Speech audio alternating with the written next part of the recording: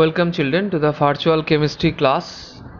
Today we'll discuss about the displacement reaction.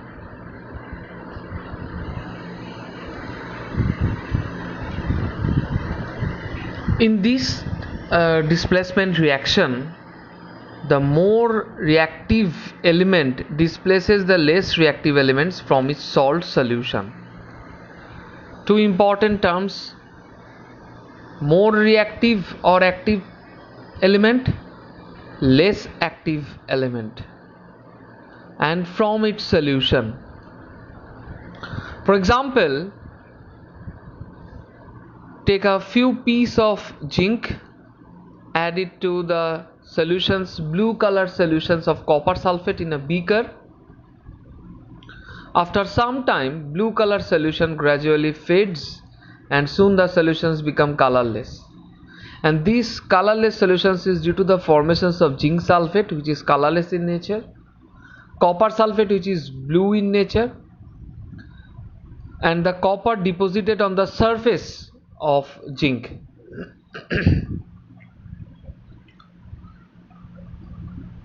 In similar type of reaction, take a small piece of magnesium ribbon and add this ribbon to the dilute sulfuric acid solution. You will observe a brisk effervescence of hydrogen gas. And since the magnesium is more reactive, so it will displace hydrogen from H2SO4 solution to give hydrogen gas.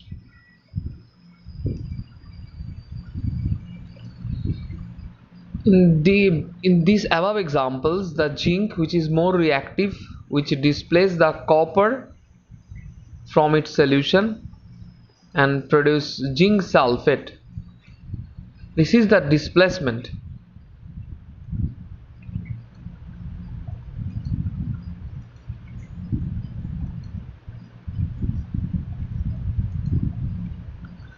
So which one is more reactive and which one is less reactive? For these determinations, we have to know the activity series of that elements. Potassium is the most reactive element and platinum is the least reactive or active metal. So potassium, sodium, calcium, magnesium, aluminum, zinc, iron, lead and hydrogen. This is the activity series of metals. Now potassium, sodium, calcium, they are most reactive one. These two will displace hydrogen from the cold water. So all these elements above hydrogen can displace hydrogen, but the metal at that below of this hydrogen in the activity series will not displace any hydrogen. So potassium displaces lead, iron, zinc, aluminum, magnesium, calcium, sodium also. Aluminum can displace zinc, but it can't displace calcium or magnesium, as magnesium is situated above the aluminum.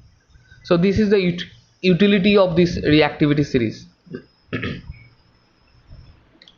For the case of non-metal, fluorine, chlorine, bromine, iodine is the less reactive. So chlorine displaces iodine, chlorine can displace bromine also, bromine can displace iodine but not chlorine. So this is the activity series for the metal, and this is the activity series for non-metal. Next you have to learn about double decomposition reactions. In this type of reactions, compounds in a solution react to form two new compounds by mutual exchange of radicals. In general, AB plus CD gives you AD and CV.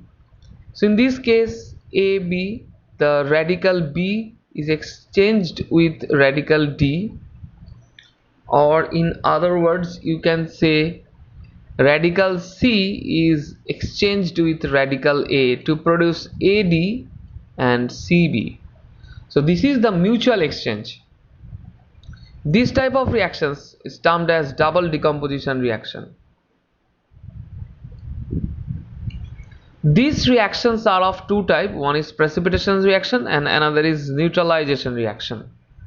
Now precipitation reactions means an insoluble solid substance form, which is the precipitate during this type of reaction.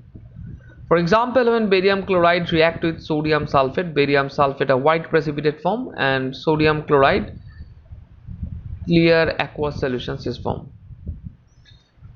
Precipitations can be defined as the sudden formations of solid, either two solutions when mixed or either when a gas is bubbled into a solution. Another few examples are there. When AgNO3 react with HCl, a cardi white precipitate of silver chloride formed. When barium chloride solutions react with sulfuric acid, a thick white precipitate of barium sulfate is formed. Another type is the neutralization reactions, and in these neutralization reactions, acids react with base to produce salt and water. These reactions only between the acid and the base. For the case when NaOH react with HCl to produce NaCl and HCl, in this case there is also the mutual exchange of radicals. NaOH can be written as Na plus OH minus, and HCl can be written as H plus Cl minus. So there is a mutual exchange of Na plus with H plus, and in other words you can say there is a mutual exchange of OH minus with Cl minus to produce NaCl and H2O. H plus OH minus means H2O.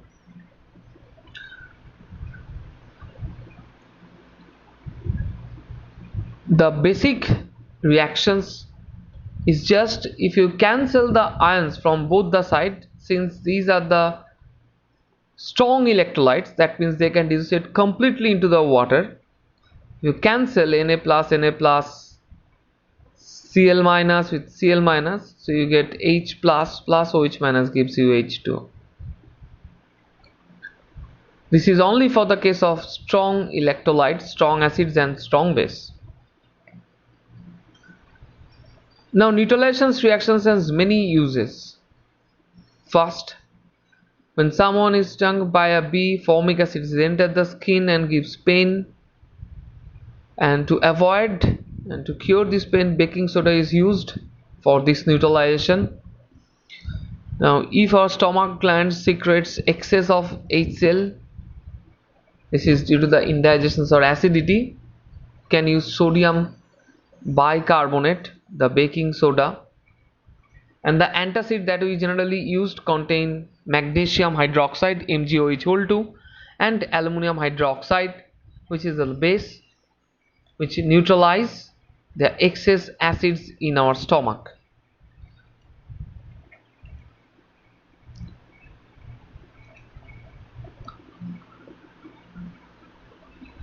If the soil is somewhat acidic, unfavorable growings of certain crops, to avoid this, slaked lime is added to neutralize. Next is your hydrolysis reaction. It is the process in which a salt and water react to form an acidic and basic solutions. This is basically hydrolysis, is basically the reactions with water. Now for salt hydrolysis, so when salt react with water to produce base and acid, these are the salt. Na2CO3 sodium carbonate, this is the salt which is formed when sodium hydroxide react with carbonic acid H2CO3. So when sodium carbonate react with water, it will form sodium hydroxide and carbonic acid. So reverse of this acid base neutralization reactions is just the salt hydrolysis.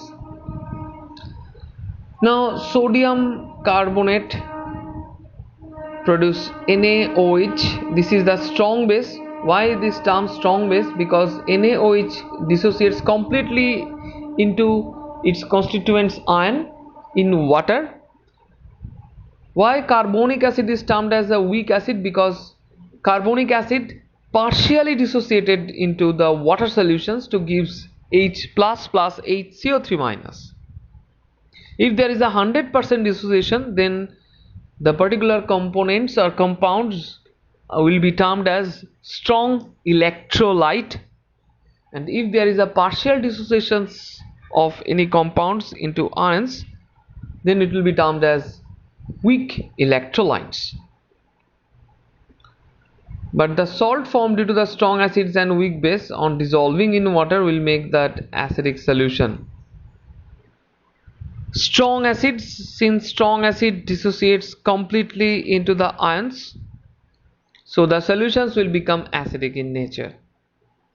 For example, FeCl3, this salt is formed on the reactions of ferric hydroxide with hydrochloric acid. Now ferric hydroxide is a weak base and hydrochloric acid is a strong inorganic base.